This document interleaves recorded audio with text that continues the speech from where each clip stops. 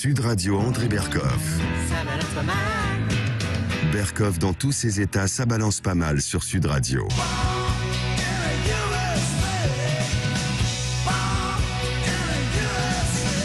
Born in the USA. Vous voyez, quand on est born in the USA, il y a quand même quelque chose. On peut critiquer les Américains pour beaucoup de choses, et Dieu sait s'il y a des choses où ça ne va pas, mais il y a des choses où ça va. Et par exemple, il y a ce qu'on appelle, d'ailleurs je crois que c'est même la définition des démocraties, c'est les pouvoirs et les contre-pouvoirs. Et en Amérique, il y a les États. Et il y a les États qui ont des pouvoirs, ces États-Unis.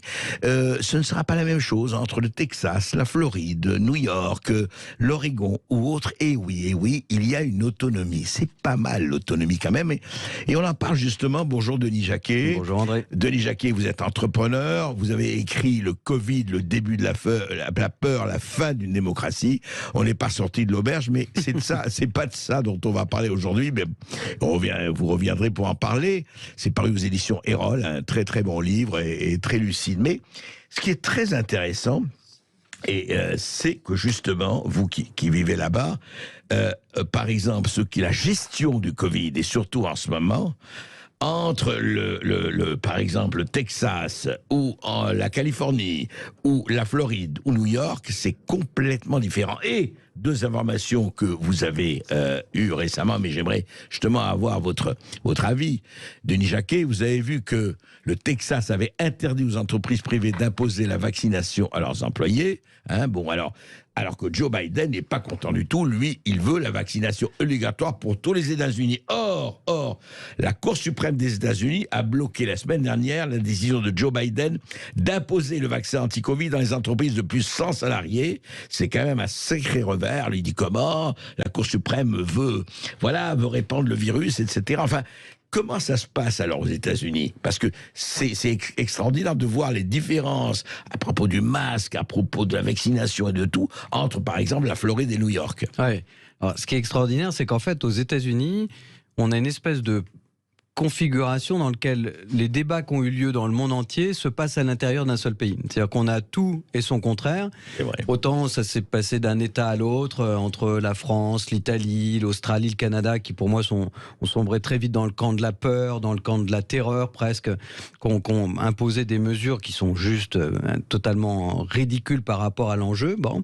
Et puis de l'autre côté, et c'est comme vous le rappeliez justement, des États dans lesquels en général le président ou le Premier ministre est tout puissant. C'est-à-dire qu'en gros, il règne sur son territoire comme un monarque et il décide d'appliquer partout. On l'a vu en France. C'est presque un État indépendant, autonome là-dessus. Donc là, le maire, le président de région en France, tout à coup n'existait plus, avait plus de voix au chapitre. Il y avait 2-3 gars à l'Élysée, mais en fait un seul qui décidait de ce qu'on allait faire. Bon.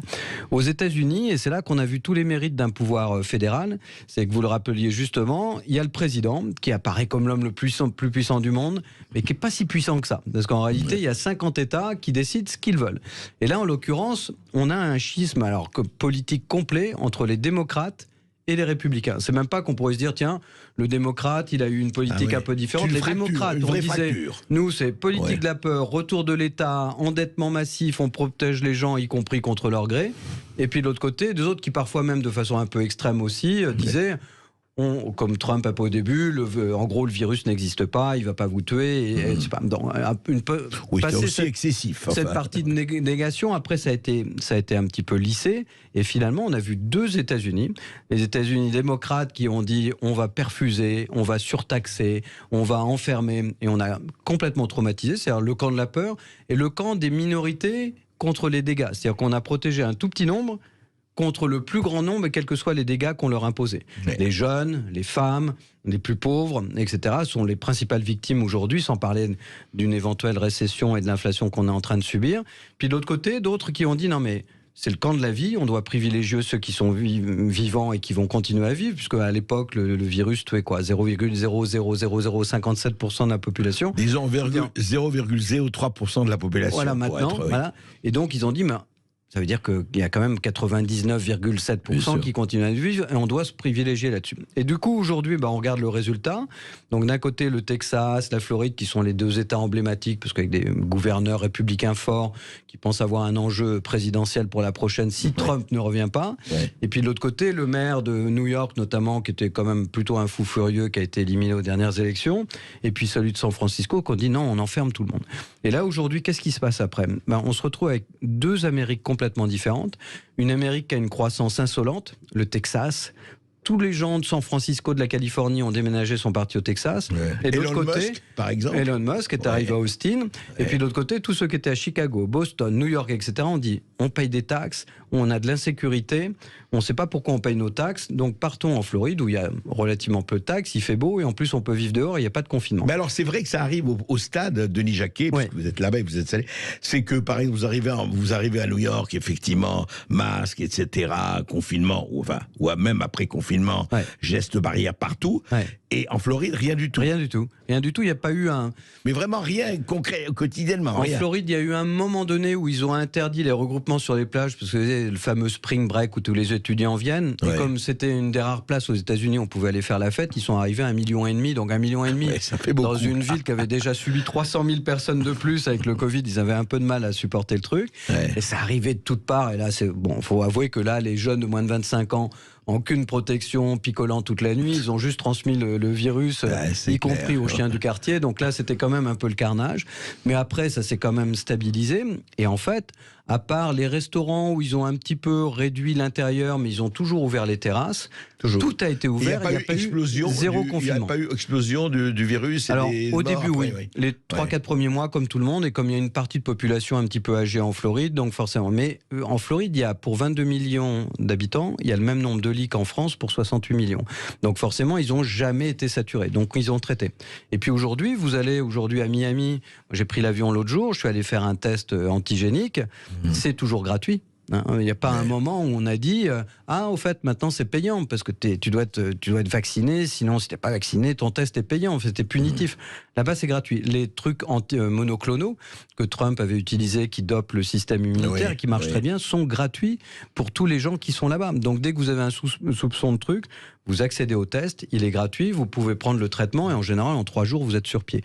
Donc on a vraiment deux politiques radicalement différentes, mais alors les conséquences économiques sont exactement les mêmes. C'est-à-dire que d'un côté, New York est complètement déprimé. Tout ce qui est, on appelle ça commercial property, c'est-à-dire les boutiques, les bureaux, ils sont tous vides. Les gens continuent, malgré le déconfinement, à travailler depuis. On le voit physiquement. Tous les quartiers de bureaux sont vides. Et le soir, vous allez dans un restaurant, je pense à un restaurant français où je vais souvent, il est vide. Il n'y a personne. Pourtant, il appartient à Alain Ducasse, c'est un de ses petits bistrots. Il est vide le soir. Vous allez manger votre pâté en croûte, vous êtes tout seul avec votre pâté en croûte. Donc, le pâté en croûte a peu de conversation le soir. Quand on passe à New York, la ville-monde. C'est juste fou. Donc, ça vient vraiment tout doucement. Et pendant ce temps-là, nos amis qui venaient nous voir en décembre en Floride, qui débarquaient de l'avion de France, disent mais on est sur la même planète ou pas? Donc, tous les gens sont morts, c'est pas possible. Maintenant, le taux de mortalité en Floride est quasiment identique à celui de New York. Il est quasiment identique à celui de San Francisco. Alors que là-bas, tout est ouvert. Et tout est ouvert. Mais c'est-à-dire qu'en fait, on a voulu nous persuader que le confinement était la solution. En fait, c'était un moyen de ralentir pour les hôpitaux saturés. Mais pour ralentir quelques hôpitaux saturés en France ou en Italie, en Australie, au Canada, on a condamné tout le pays au confinement. Là-bas, ils ont dit, mais pourquoi confiner partout? On va confiner là où c'est nécessaire. Donc du coup, la Floride a dit, écoutez, pour l'instant, franchement, ça se passe pas si mal. On a suffisamment de lots d'hôpitaux, on peut traiter les gens, donc on continue à vivre. La croissance est insolente, l'immobilier a jamais marché aussi bien. Toutes les grandes entreprises sont venues s'installer en Floride. Microsoft vient d'arriver il y a encore très peu de temps.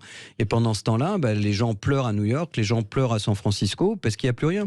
Endettement massif, augmentation de la pauvreté, les dégâts aux jeunes, les dégâts aux femmes. Enfin, on retrouve tout ce qu'on a créé pendant ces années de Covid. San Francisco, la capitale du peace and love, la capitale de tout l'esprit pop et hippie, enfin de l'époque. Aujourd'hui, c'est pas peace and love. Hein. C'est plus bombé, c'est-à-dire que les plus gros centres de SDF dans le monde, à part l'Inde, sont maintenant à San Francisco et à Los Angeles.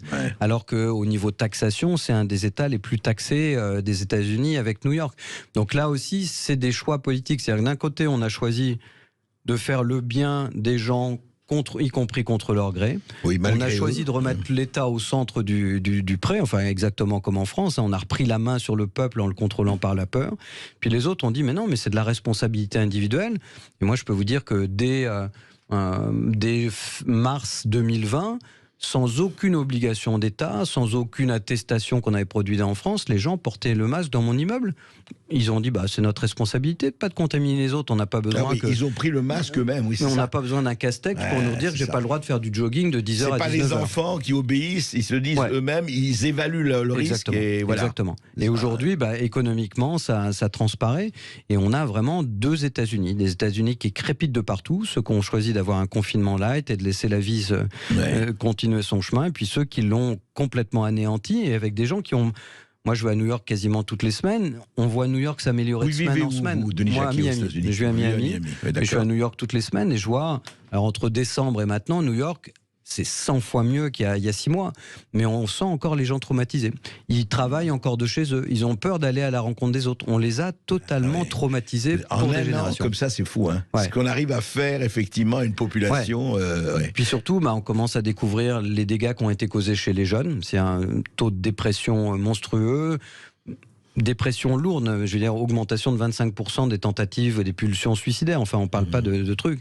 On parle même pas des 150 millions de personnes dans le monde qu'on a rendu à l'extrême pauvreté. Ça, tout le monde s'en fichait aux actualités de 20h sur les grandes chaînes françaises. Ah oui, on préserve les hôpitaux parisiens, on tue 150 millions de personnes. C'est pas grave. Le principal, c'est que nos soignants ne travaillent pas trop parce que sinon ils vont être fatigués. C'est quand même un peu leur sacerdoce. Quand ils n'ont pas été exclus parce qu'ils n'étaient pas vaccinés. Donc du coup, on est vraiment dans un autre monde et en faisant 2h30 d'avion, on change de continent. Et c'est ça qui est très étonnant aujourd'hui aux États-Unis. Oui, c'est ça. Non, mais c'est intéressant votre explication sur les deux Amériques, quoi. Enfin, et aujourd'hui, qu'est-ce que ça peut traduire, à votre avis, politiquement, au sens large du terme? Parce que est-ce qu'aujourd'hui, justement, comme New York, vous dites vous-même, ça a relâché. Enfin, on n'est plus dans le confinement, on n'est plus dans tout ça. Est-ce que ça va se traduire politiquement, à votre avis? Non, en fait, c'est-à-dire que Trump a un petit peu nié, comme Bolsonaro, comme d'autres, un peu nié le phénomène du Covid pour finalement s'y rallier progressivement. Si Biden a réussi à vacciner autant de personnes, c'est parce que Trump avait acheté les doses. Il ne faut pas oublier que les 100 millions, plus de 200 millions de doses ont été achetées par Trump, qui a préempté les vaccins, comme en Israël, avant tout le monde, pour que tout le monde soit vacciné. Donc Biden a vacciné avec les vaccins de Trump. On oublie toujours un petit peu ça. Et la deuxième chose, c'est qu'à un moment donné, il y a une mobilisation très forte pour dire, regardez, ce président néglige même des problèmes de santé fondamentaux, il faut le mettre dehors. Bon. Et puis maintenant, il voit Biden, on voit qu'au mi-terme, c'est-à-dire les élections de mi-mandat, vraisemblablement les démocrates, en termes vulgaires, vont prendre une pâtée. Bon. Et Trump est en train de se préparer pour revenir, ce qui était juste un truc inenvisageable il y a encore 2 ans après cette défaite. Et donc aujourd'hui ils disent, mais finalement, d'abord il y a beaucoup de gens qui disent vous nous avez menti, on nous avait dit qu'il fallait se confiner, qu'il fallait arrêter de travailler. Maintenant on découvre qu'il y a de l'inflation, qu'on paye 2 fois le litre d'essence, le prix qu'on avait avant, que finalement on n'a rien gagné, qu'au final, même si on a 600-700 millions de morts, quand on le ramène à la population, c'est exactement la même qu'en France. Donc en fait, votre confinement n'a servi à rien. Il n'y a pas 600-700 millions de morts. On est à 800, 750 000 aux États-Unis. Aux États-Unis. On doit être à 800 000, 900 000. C'est ça, 800 000, 900 000. Et ramené à 68 millions, c'est quasiment le même chiffre qu'en France, ramené au nombre d'habitants. Donc vous nous avez menti. Et en réalité, aujourd'hui, on se retrouve dans une situation où inflation, menace de récession, tout ça pour ça. Et les gens commencent à mal réagir et on voit bien que pour l'instant, en tout cas, l'avenir des démocrates n'est pas assuré. Oui, en tout cas, c'est intéressant que la Cour suprême retoque effectivement la vaccination entreprise réclamée par Biden. Denis Jacquet, merci beaucoup. Je vous en prie. Merci pour votre éclairage et puis on vous retrouve quand vous voulez. Avec et puis plaisir. voilà, vous allez être notre correspondant aux États-Unis. On va faire. J'accepte la promotion. Et je rappelle le titre de votre livre sorti l'année dernière, Covid, le début de la peur, la fin d'une démocratie quand le politique utilise les discours anxiogènes pour voler nos libertés, aux éditions Erol. Et puis dans un instant, un autre livre, cette fois La bataille des mots avec François Bernard Huyghe.